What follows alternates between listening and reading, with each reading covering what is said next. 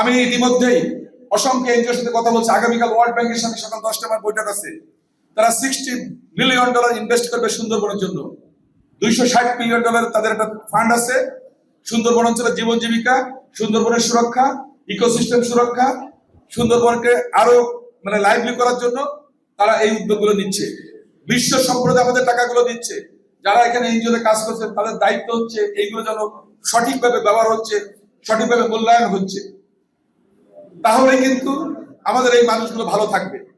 আমরা চাই আমাদের এই জনপদের মানুষ এই যে বিশ্ব থেকে যে আমরা টাকাগুলো আনতেছি, পৃথিবীর কাছ থেকে টাকাগুলো আনতেছি, সেগুলো যেন সঠিকভাবে তারা যেন পায়।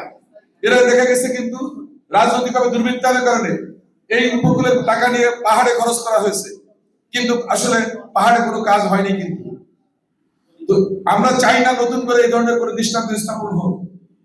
আমরা চাই প্রত্যেকটা কাজে স্বচ্ছতা, জবাবদিহিতা এগুলো নিশ্চিত করতে।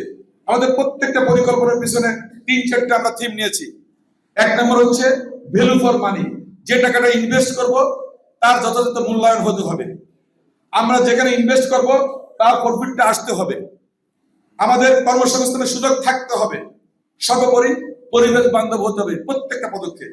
এই জন্য আমাদের মন্ত্রণালয়, আমাদের সরকারের এই 4টা কথা আমরা বলছি। প্রথমে ভ্যালু ফর মানি, এটা হচ্ছে প্রথম দিক, প্রফিট। থার্ড হচ্ছে জব ক্রিয়েশন। ফোর্থ হচ্ছে এনভায়রনমেন্ট ফ্রেন্ডলি। এই 4টার আলোকে আমরা প্রত্যেকটা জিনিসের চিন্তা করছি।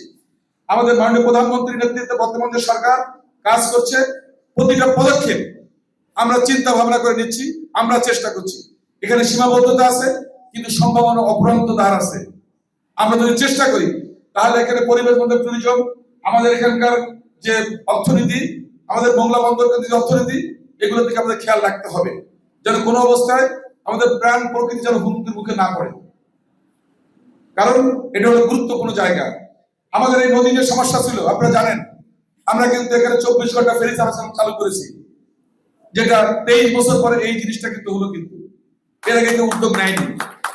আমি চাই এখানকার যে ব্রিজটা হবে সেটা ঝুলন্ত ব্রিজ, যাতে আমার নদী যেন বন্ধ না হয়ে যায়, ভরাট না হয়ে যায়। এই জন্য আমরা সাসপেনশন ব্রিজ বা ঝুলন্ত সেতু সেটা নিয়ে কাজ চলছে। এবং এই জনপদের আপনাদের একজন প্রতিনিধি হিসেবে আমি আপনাদের কথা দিচ্ছি, এই জনপদের মানুষের স্বার্থ সুরক্ষা করার জন্য আমি কাজ করব। কে আমাকে পছন্দ করলো না করলো এটা নিয়ে মোটেও আমি ভাবি না। আগামীতে আমার পরিণতি কি হবে সেটা নিয়ে আমি ভাবি না। আমি চাই আমাদের সন্তানরা মাথা উঁচু করে দাঁড়ায়, এই জনপদের প্রত্যেকটা মানুষ সম্মানের সাথে আত্মমর্যাদায় বসবাস করুক, এই জনপদের প্রত্যেকটা মানুষের জীবন জীবিকা সুরক্ষিত হোক। আমাদের বিশ্বমানের আমরা জনপদ তৈরি করতে চাই, কারণ আমাদের বিশ্বমানের সম্পদ আছে, ভৌগোলিক অবস্থানটা অত্যন্ত আমাদের ভালো জায়গা আছে। সুতরাং এখানে অনেক কিছু করার সুযোগ আছে।